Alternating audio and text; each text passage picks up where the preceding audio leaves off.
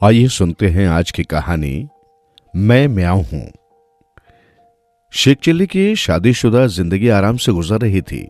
एक दिन ससुराल से खत आया कि जब से ब्याह हुआ है दामाद जी नहीं पधारे, इसलिए जल्दी ही तशरीफ लाएं।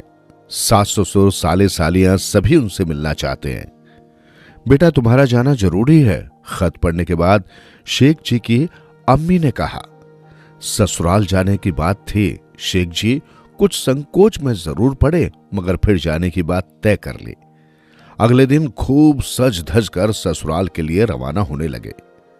चलते समय अम्मी ने समझाते हुए कहा, नाक की सीध में जाना और हर बात में अपने को झुका कर रखना। अगर कोई कुछ भेंट दे तो सिर माथे पर कबूल करना। ये उपदेश शेख जी ने ध्यान से सुने और नाक की सीध में ससुराल रवाना हो गए। शहर से बाहर निकलने के बाद वे एक नदी के घाट पर पहुंचे। उस समय नाव दूसरे किनारे पर थी। उसके आने में देर थी, इसलिए वे प्रतीक्षा करने लगे। थोड़ी देर बाद उन्हें नाव आती दिखाई दी, पर वे ये देखकर परेशान हो गए कि नाव टेढ़ी मेढ़ी होकर आ रही है। शेख चिल्ली सोचने लगे, मतलब ये है कि नाव जाएगी भी टेढ़ी मेढ़ी, और अम्मी ने कहा था कि नाक की सीध में जाना। उन्होंने मन ही मन सोचा और इस सोच के साथ ही वे जूते सहित पानी में छलांग लगा बैठे। नाक की सीध में तैरते हुए पार पहुंचे। आगे भी सीधे रास्ते पर चले। खेतों जंगलों में घुसते नाक की सीध का ध्यान रखते हुए ससुराल पहुंचे। वहां पहुंचते ही उनका ठीक वैसा ही स्वागत हुआ जैसा नए नए आए जमाई का होता है। तमाम सगे संबंधी उनसे मिलने आए। दामाद का परिचय कराया। शेख जी को उन्होंने आकर अपना परिचय कुछ इस प्रकार कराया। हकीर फकीर सराय तकसीर को मियां लखनवी हुजूर कहते हैं। ये परिचय सुनकर शेख जी को अपनी अम्मी की बात याद आ गई कि उन्होंने अपने को झुकाकर रखना है। अब वे सोचने लगे कि मुझे ऐसा जवाब देना चाहिए जिससे मेरी नम्रता सिद्ध हो सके। उन्होंने कहा, बंदे को कुत्ते की मरी हुई बिल्ली मियां शेख चिल्ली कहते हैं। ये सुनकर लखनवी साहब मारे हंसी के लोटपोट हो गए और बोले, आप तो बड़े दिलचस्प आदमी हैं। जवाब में शेख चिल्ली और भी विनम्रता अख्तियार करके बोले, बंदा किस योग्य है, आपकी पुरानी जूतियों के सदके उल्टे सीधे जवाब दे लेता हूं। वाह जनाब, अपनी शानदार बातों को उल्टी सीधी कहते हो, यह आपके बड़प्पन की निशानी है। शेख जी ने यह सुनकर उन साहब के पांव पकड़ लिया और भर्राए स्वर में बोले, आप पहले आदमी हैं जिसने मुझे समझा है, वरना सारी दुनिया तो मुझे मूर्ख समझती है। अब ये बातें हो ही रही थी कि उनका छोटा साला पान लेकर आ गया। शेख जी ने आज तक पान नहीं खाया था। ये सोचकर कि कोई खाने की वस्तु है, उन्होंने बीड़ा उठाया और लगे खाने की चीज की तरह खाने। लखनवी साहब सलाम दुआ के बाद विदा हो चुके थे। पान खाते शेख जी के होठों की कोरों से पीक बहने लगी। सामने आईना था। आईने पर नजर पड़ी तो शेख जी का दिल धक से रह गया। सुन रखा था कि टीबी के मर्ज में इंसान के मुंह के वास्ते खून आता है और ये स्थिति आते ही इंसान मर जाता है। ये विचार आते ही वे जोर जोर से रोने लगे। सारे घर में हड़कंप मच गया। जो जहां था जैसा था काम धाम छोड़कर दामाद जी के पास भागा हुआ आया। मैं मर रहा हूं कहते हुए शेख जी ने दोनों हाथ सीने में रखे और सीधे लेट गए। घर में कोहराम मच गया। सोचा कोई जहरीली चीज तो खाने में नहीं खा ली। ये सोचकर वो भी रोने लगे। एक को देखकर दूसरा और दूसरे को देखकर तीसरा रोने लगा। अब तो जो आता रोतों को देखकर रोने लगता। किसी ने भी किसी से इस प्रकार रोने की वजह नहीं पूछी। पड़ोस में रोना पीटना सुनकर एक मौलवी साहब भी आ गए। उन्होंने घर वालों को समझा बुझाकर रोना बंद कराया। कारण पूछा तो लोगों ने शेख चिल्ली के मर जाने की बात बताई। मौलवी साहब कुछ हकीमी जानते थे। उन्होंने नब्ज पर हाथ रखकर शेख जी के सीने की धड़कन सुनी। सब कुछ ठीक पाया तो शेख जी को उठाकर पूछा, तुम्हें तकलीफ क्या है? तकलीफ कुछ नहीं, शायद आप मौलवी हैं। कृपया कुरान पाक पढ़कर सुनाइए ताकि मेरी रूह को सुकून मिल सके। मेरे मुंह से खून जारी हो गया है। अब मैं थोड़े समय का मेहमान हूं। अरे बेटा, ये तो पान की लाली है, तुम तो ठीक ठाक हो, मौलवी साहब ने मुंह देखकर कहा। फिर हंसते हुए वापस लौट गए। अड़ोस पड़ोस के लोग भी मुस्कुराते हुए जाने लगे। वे आपस में चर्चा कर रहे थे कि अल्लाह सबको ऐसा भोला भाला दामाद दे, जबकि ससुराल वाले गुस्से भरी नजरों से शेख चिल्ली को देख रहे थे, जिन्होंने अपनी मूर्खता से सारे घर को डरा दिया था। और शेख जी यूं पल के झपका रहे थे मानो उन्हें ये पता ही नहीं कि उनकी गलती क्या थी। शेख चिल्ली के भोलेपन की सारे गांव में चर्चा हो रही थी। रात को जब खाने का समय आया तो शेख जी के आगे खाना परोसा गया। शेख जी बहुत शर्माए। खैर, भोजन आरंभ हो गया। तब शेख जी के सास ने शोरबे का प्याला उनकी ओर बढ़ाते हुए कहा, यह खास तौर से तुम्हारे लिए बनाया है। मैं तो शोरबा पसंद नहीं करता, शेख जी ने कहा। इस पर शेख जी के ससुर ने कहा, बेटा, ये तुम्हारी साली की खास भेंट है, यदि तुमने इसे स्वीकार नहीं किया तो उसे बड़ा दुख होगा। चलते समय अपनी अम्मी की कही बातें शेख जी को याद थी। उन्होंने बड़ी विनम्रता से शोरबे का प्याला उठाया और भेंट समझकर सिर पर उड़ेल दिया। गरम शोरबे से आंख नाक का बुरा हाल हो गया। ससुर ने जब इसका कारण पूछा तो शेख जी ने बड़ी सादगी से कहा, मेरी अम्मी का यही हुक्म था कि जब कोई कुछ भेंट करे तो सिर माथे पर कबूल करो। ये सुनकर सबका हंसी के मारे बुरा हाल हो गया। शेख जी आराम से बैठे उनका मुंह ताक रहे थे और सोच रहे थे ये लोग कितने मूर्ख हैं जो बेबात हंसे जा रहे हैं। जब रात का समय आया तो शेख जी को साफ सुथरे कमरे में आरामदायक पलंग पर लेटाया गया।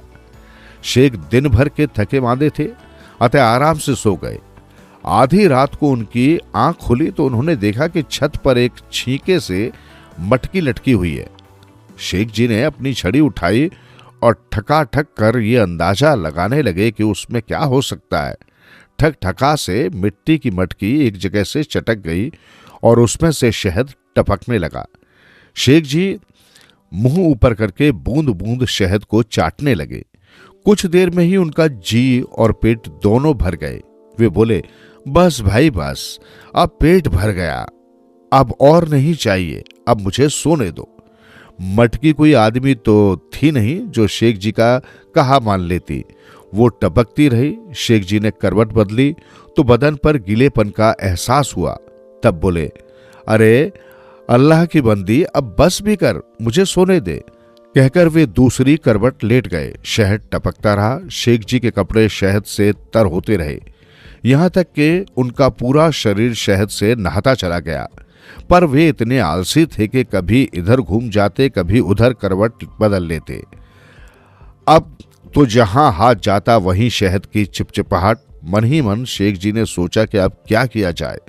सुबह जब घरवालों को मालूम होगा कि उनके कपड़े शहद से सने हुए हैं तो मटकी फूटने का भेद खुल जाएगा।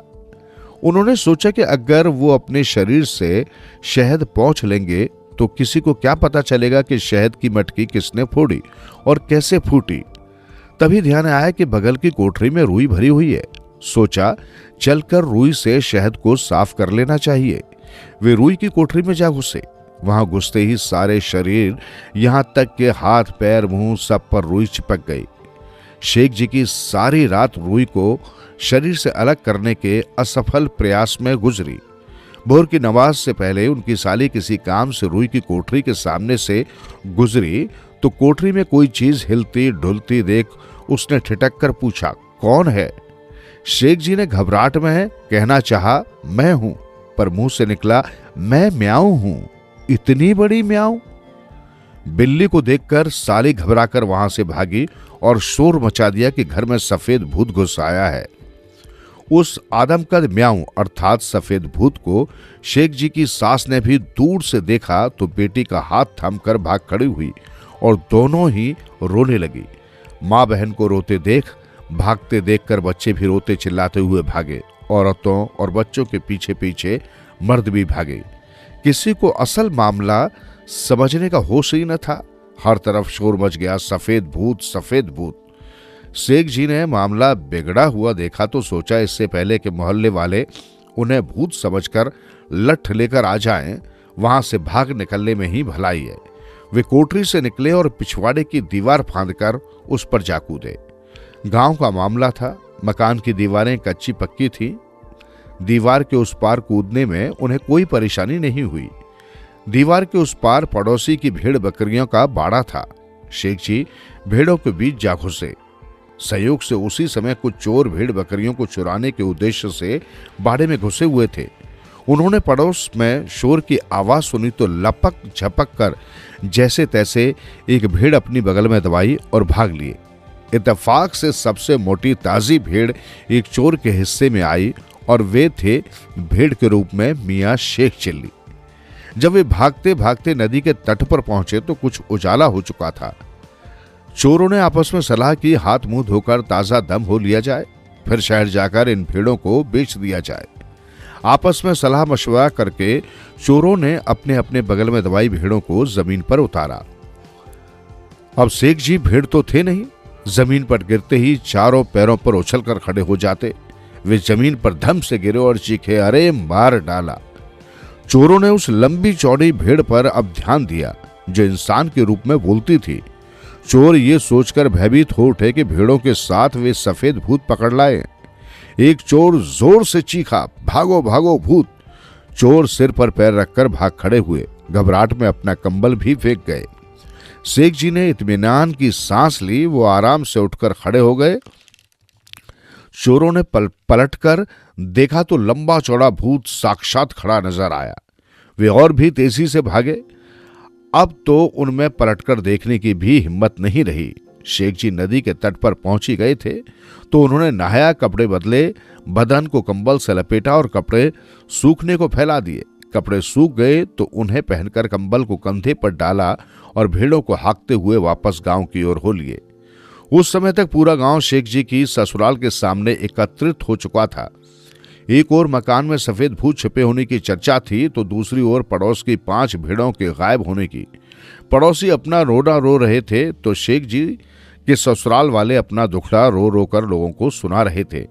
शेख जी को भेड़ों को हाँकते हुए आते देख तो गांव वालों के चेहरे पर आश्चर्य फैल गया। उन्होंने कहा, आप अचानक कहां गायब हो गए थे? और इन भेड़ों को तो चोर चुरा कर ले गए थे। मैं कमरे में सो रहा था कि आधी रात के बाद पड़ोस में खड़खड़ सुनकर उठ गया। दीवार पर चढ़कर देखा तो कुछ चोर भेड़ चुराकर भाग रहे थे। मैंने चोरों का पीछा किया और नदी तट पर पहुंचते पहुंचते उनके सामने पहुंचकर उन्हें ललकारा और उनकी वो पिटाई की कि उन्होंने सर पर पैर रखकर भागने में ही खैरियत समझी। भागते हुए वे अपना कंबल भी छोड़ गए। शेख जी ने गर्व से सीना फुलाकर कहा, चोरों से मुकाबला कर भेड़ों को लौटा लाने की दास्तान सुनकर पड़ोसी तो प्रभावित हुए ही, गांव वाले भी शेख जी की वीरता का गुणगान करने लगे। शेख जी के ससुराल वालों को जहां इस बात की खुशी थी कि उनके दामाद की वीरता की प्रशंसा हो रही है, वहीं वे अभी भी अपने घर में घुसे सफेद भूत को लेकर चिंतित थे। माजरा क्या है? आप लोग बाहर क्यों खड़े हैं और ये भीड़ क्यों लगी है? शेख जी ने अपने ससुर से पूछा। बेटा बस कुछ मत पूछो, हमारे मकान में एक म्याऊं भूत घुस आया है। म्याऊं भूत बड़ा खतरनाक लगता है, कोई अंदर जाने की हिम्मत नहीं कर रहा। मैं भूतों की टांग तोड़ना जानता हूं, वो म्याऊं भूत हो या कोई दूसरा खतरनाक भूत, अभी देखता हूं।